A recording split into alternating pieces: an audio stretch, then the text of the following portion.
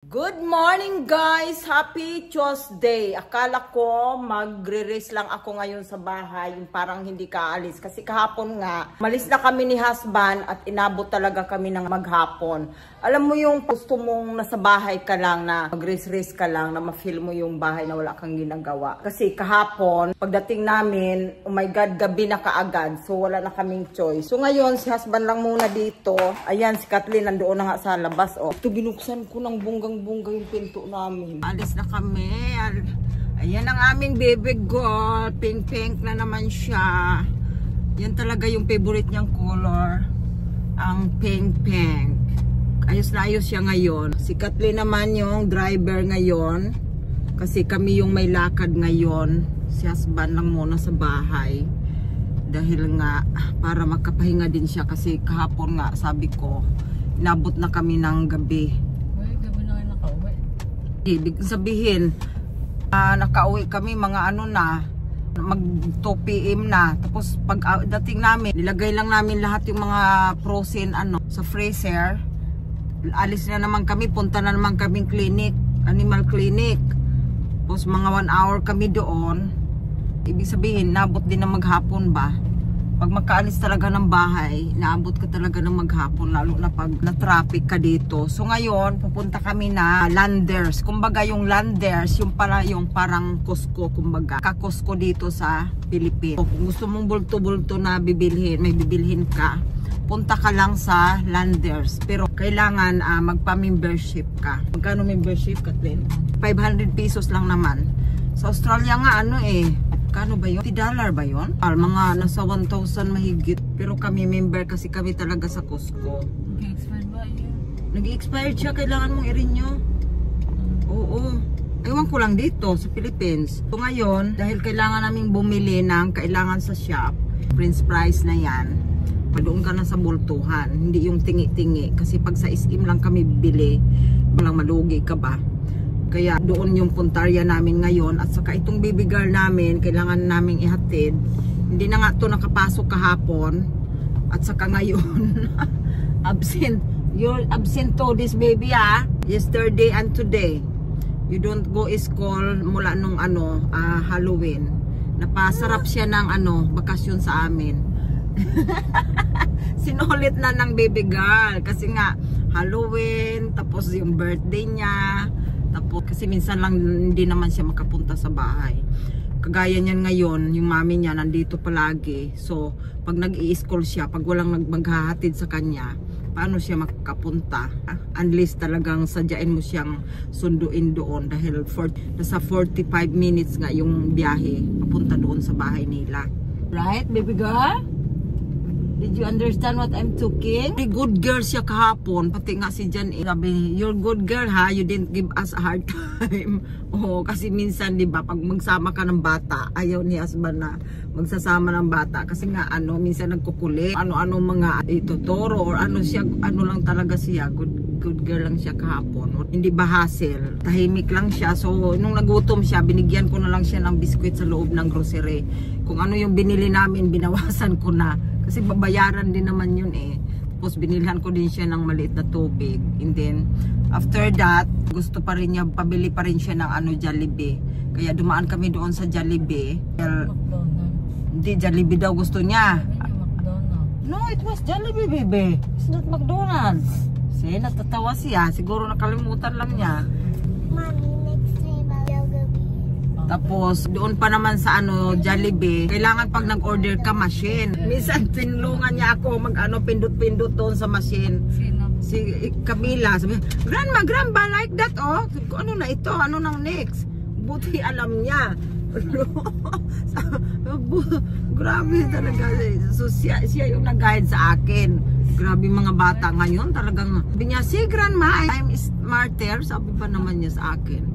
Right? Baby, we ordered through the machine and then you helping me. Mommy, I'm helping Grandma to load. Yung mga matalino ngayon mga bata pagdating sa mga high-tech na mga na yan, machine, computers. So, grabe. Kasi ang Jollibee lang naman ganyan dito. Sa McDonald's hindi naman. Parang nag-high-tech na yata yung Jollibee dito May ganyan din. Depende sa sa lugar. Basta doon sa loob ng SM Clark, ganun yung Jollibee doon, hindi ka pwedeng basta ka na lang pumila. Ituturo ka nila doon sa machine. Sa Australia naman, either pumila ka diretso or sa machine ka, pwede both gawin mo.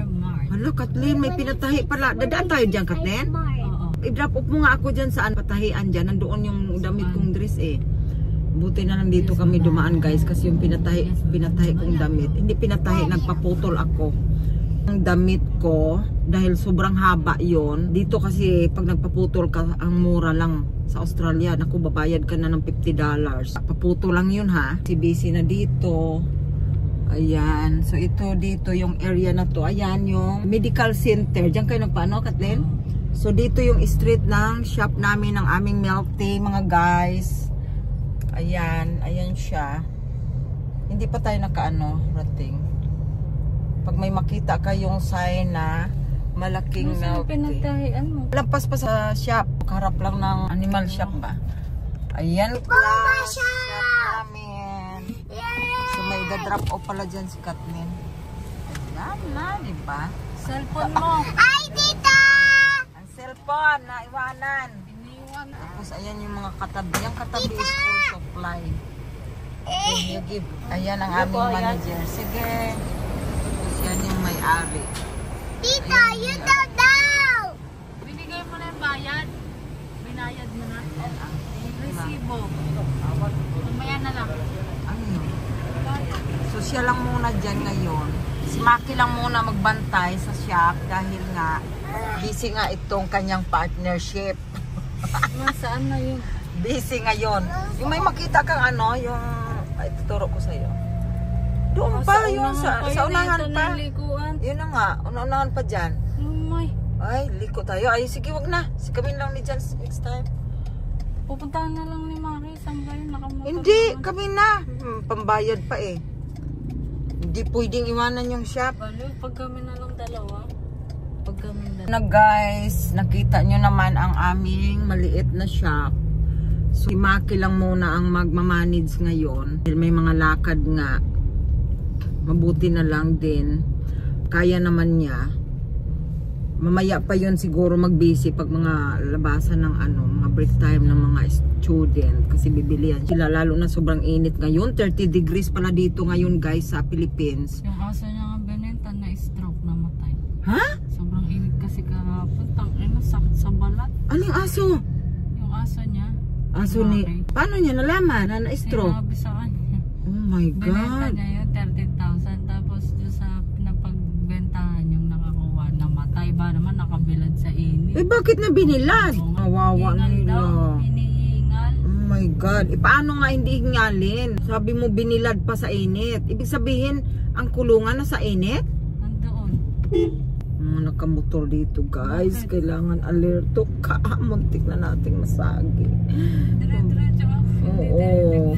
Kailangan magbusina ka dito kaagad. Si husband pa naman di siya sanay ng yung nagbubusina ba. Sabi ko kailangan mo talagang gamitin yan dito. Sobrang tambak na yung basura sa amin sa totoo lang.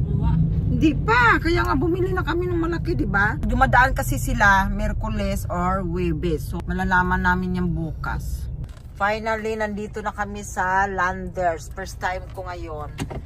Tingnan natin, parang ang lawak pala nito, oh. Malaki sa loob. Wala, grabe. Mula doon, oh. Hanggang doon. Ayan, ang dami na nagsa-shopping. Oo, dami na silang nag-shopping. Ay, kakain muna tayo dyan. Kasi nagutom ako, eh. You hungry, bebe? Bebe, you hungry? Going to eat, okay? Hindi pa namin napuntahan to ni husband. Magpamimber kaya ako dito. Kala ko sasama si dad. Ayaw na. Nagbago ang isip. Saka na lang, magpamember na lang ako dito. Tapos, pupunta kami dito kung mayroon dyan. Depende kung magugustuhan ko sa loob para mag-ano ako ng membership. So, get off muna kami guys. Ang ganda dito. Ang ganda dito. Ang dami mabili, oh. Dito naman kami bibili ng, order muna kami ng pagkain. Ang ganda. Ang lawak talaga. Grabe. As in. Nag-order ako na kiwi bubble tea. Tapos ito kay husband, fish and chips. You want chips, baby? Okay, you eat. So we just order another one. Want some chips? This one, chips. Then Kay fish. Dad dyan eh. Ito yung chips baby. Ah, That's yours. that's yours. Kala ko wala siya. Ang akin ay roast chicken. Ah? Chips and fries is the same thing. It's nice. Oh, grabe ang lawak. Sarap ng pagkain dito. Yummers kayo. Malasa ba? Tingnan nyo. Oh. Grabe, sobrang lawak. Kain muna tayo ah. Natapos din kami sa Landers guys. At natapos na din ang pera. Nabutas na naman ang kabulsahan natin sa araw na ito. So ngayon, pupunta kami ng SM. Dahil ito na talaga, kahapon akala ko makabili kami ni husband ng Christmas tree. Pero dahil yung time namin is limited, rush-rushy kami. Nag-isip ako ng todo kung kailangan ba talaga namin ng Christmas tree. Pero kailangan talaga eh kasi yun yung kasiyahan ng mga bata, di ba? As in para ma-feel mo yung Christmas talaga. Dahil November na, kailangan ko nang bilhin yung close to December na talaga mga guys. Ano kami palaro ng bunggang-bungga. Tapos kailangan marami kami mga pa-prize. Ganon. Okay guys ha, punta muna kami ng ito na oh, mga haggard na tuloy lalo yung beauty namin sa maghapon. Haggard na guys. Nandito pa rin kami, my God. Pag lumabas kami ng bahay, talagang asahan mo. Ang oras ngayon ay 4:35 PM na. Nandito pa rin kami sa Angeles, Pampanga. Tapos idadaan lang namin si Camila. And then bubuksan yung gift niya. Galing sa daddy niya from Italy. And then, ayun na, uwi na kami sa Bataan. Guys, nakabili na ako ng Christmas tree finally. Excited na ako mag-sit up mamaya. Si-sit up ko kaagad yan sa bahay. Basta bahala na guys, hanap ako ng spots mamaya kung saan siya pwedeng yung maganda talaga para makita siya sa tutorial namin. Doon ko siya ilagay. Nakabili din ako na pangbalo taonan namin. Papalitan ko yun yung sa sala naming mga unan. Christmas ano naman ang ilalagay ko. Nangatunaw na yung ice cream namin guys kasi kanina pa yon. Ayun lang guys. Thank you for watching. See you for our next vlog.